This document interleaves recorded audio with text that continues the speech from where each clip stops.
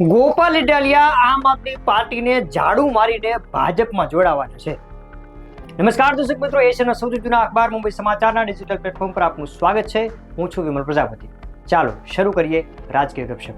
આમ આદમી પાર્ટીના નેતાઓએ સામાન્ય લોકોને ખેડૂતોના પ્રશ્નો અંગે રાજ્યપાલ પાસે મળવાનો સમય માંગ્યો હતો, પણ રાજ્યપાલે મળવાનો સમય નથી આપ્યો એવા આક્ષેપ સાથે આપના નેતાઓ બળાપો કાઢી રહ્યા છે.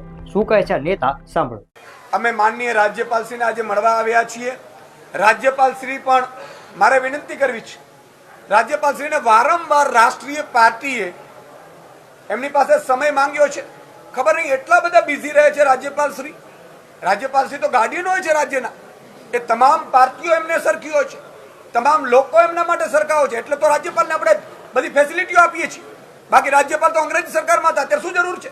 પણ એટલા માટે જરૂર છે કે કદાચ શાસક પક્ષ ન સાંભળે, કદાચ શાસક પક્ષના મુખ્યમંત્રીઓ ચાલે નહીં, તો રાજ્યપાલ એક ગાર્ડિયન તરીકે એ દરેક પક્ષની વાત સાંભળે, દરેક નાગરિકોની વાત સાંભળે. એટલા માટે રાજ્યપાલ છે.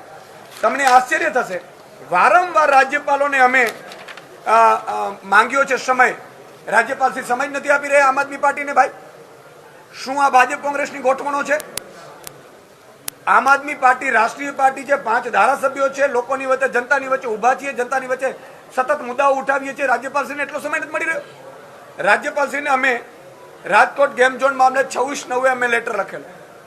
26/9/2024 રોજ લેટર લખ્યો, રિસીવ કરાવેલું, સમય ના મળ્યું. 15/6 રોજ ફરીથી રિમાઇન્ડ કરાવવામાં આવ્યું, સમય ન મળ્યો.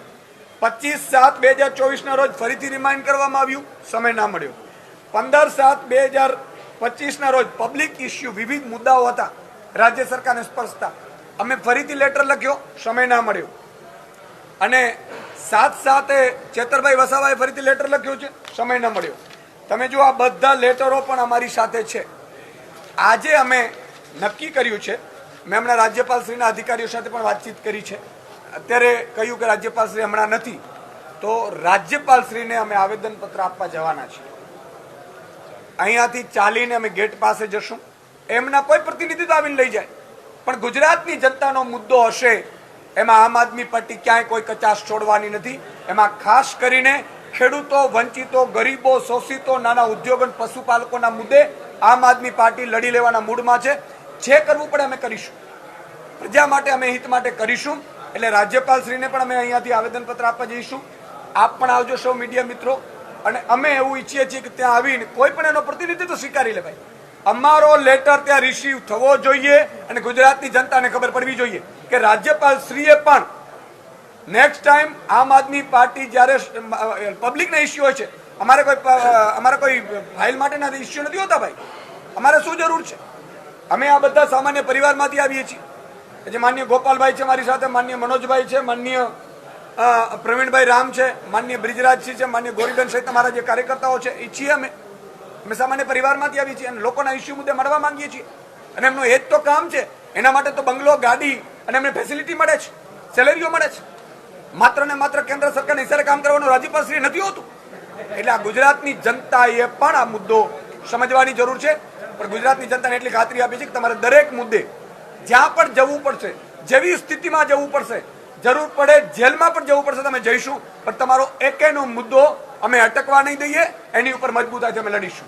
સુરેન્દ્રનગરની અંદર ફોર્મ 7 ખોટા ભરાવાયા હોય એવા આક્ષેપ સાથે કોંગ્રેસના કાર્યકર્તાઓ અને નેતાઓ રસ્તા પર ઉતરી આવ્યા છે. હવે આમાં આપણે કોંગ્રેસના સાંસદ શશી થરૂરનું એક નિવેદન ટાંકવાનું રહેશે. નિવેદન એવું છે કે શશી થરૂર એવું કહ્યું હતું કે બીજાની આઝાદી છીનવાય કે એમાં વિક્ષેપ પડે એ રીતે તમારે વિરોધ પ્રદર્શન ના કરવા જોઈએ. પરંતુ અહીં તો કોંગ્રેસના નેતાઓ અને કાર્યકર્તાઓ રસ્તા પર ઉતરી આવ્યા છે, જેમાં વાહન ચાલકોને, લોકોને પરેશાની થઈ રહી છે. તો પછી કોંગ્રેસના કાર્યકર્તાઓ, કોંગ્રેસના સાંસદની જે રાષ્ટ્રીય ચહેરો છે તેમની વાત કેમ નથી માનતા? આ એક પ્રશ્ન બની ગયો છે.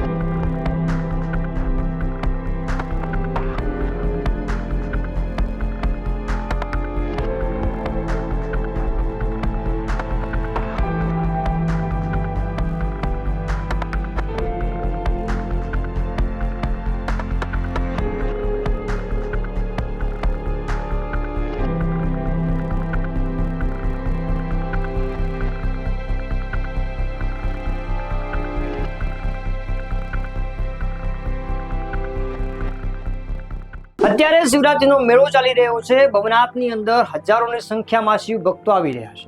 હવે ભવનાથ જ્યાં જવાનો પગપાળા રસ્તો છે ત્યાં ખાનગી વાહનોને લઈ જવાની મનાઈ છે, એટલે કે ચોખ્ખો પ્રતિબંધ છે.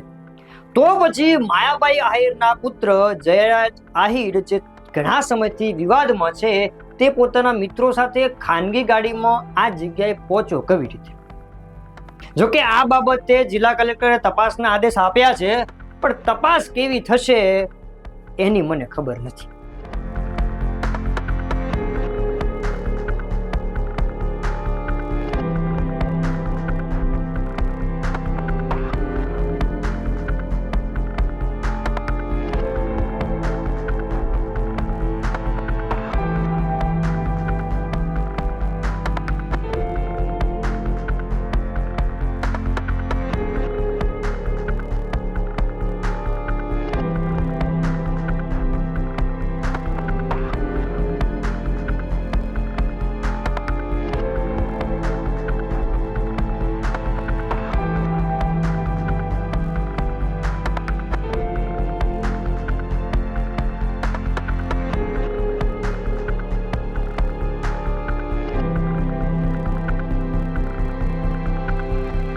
ગુજરાતના લોકો આજની તારીખ અને સમય નોંધી લે, આવા નિવેદન સાથે કોંગ્રેસના પૂર્વ ધારાસભ્ય પ્રતાપ દુધાત મેદાને ઉતર્યા છે. પ્રતાપ દુધાતનું કહેવું છે કે હવે ગુજરાતના રાજકારણમાં ગરમાવો આવવાનો છે. ગરમાવો કેવી રીતે? તો કે ગોપાલ ઇટાલિયા આમ આદમી પાર્ટીને ઝાડુ મારીને ભારતીય જનતા પાર્ટીમાં જોડાવાનું છે. એટલું જ નહીં, પરંતુ આમ આદમી પાર્ટી એવી ઈશુદાન ગઢવીનો ભોગ લેશે એવી પણ ભવિષ્યવાણી કરી છે. જો કે આમાં કેટલી હકીકત છે એ નિવેદન પરથી ખબર પડે. નમસ્કાર. ગુજરાતની જનતાને આજની તારીખ, આજનો સમય લખી લેવા વિનંતી કરું છું કે જે રાજુભાઈ કરપડાના હાલ થયા છે, વિસાવદરની ઇલેક્શન વખતે રાજુભાઈ મજા આવે એવા નિવેદન કરતા હતા, પણ વર્તમાન રાજકીય પરિસ્થિતિ જોતા ઈશુદાનભાઈના પણ હાલ થવાના છે.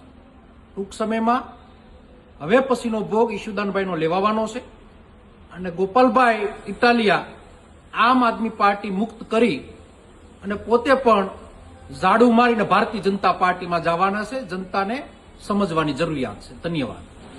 અત્યારે બસ આટલું જ. નવા રાજકીય વિવાદ સાથે, નવી રાજકીય બાબત સાથે ફરી ગપશપ કરીશું. ત્યાં સુધી મુંબઈ સમાચારની દરેક યુટ્યુબ ચેનલને લાઈક કરો, શેર કરો અને સબસ્ક્રાઇબ કરો. આ સાથે જ મુંબઈ સમાચારના તમામ સોશિયલ મીડિયા પ્લેટફોર્મને લાઈક કરવાનું, શેર કરવાનું, કમેન્ટ કરવાનું, ફોલો કરવાનું ના ભૂલતા.